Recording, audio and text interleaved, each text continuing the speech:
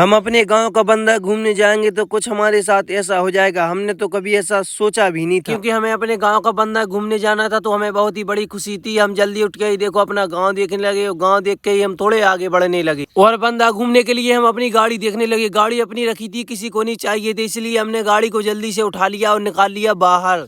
जैसे ही अपनी गाड़ी हमने बाहर निकाली, गाड़ी बाहर निकालते हमने गाड़ी का कान मरोड़ा और निकल दिए आगे।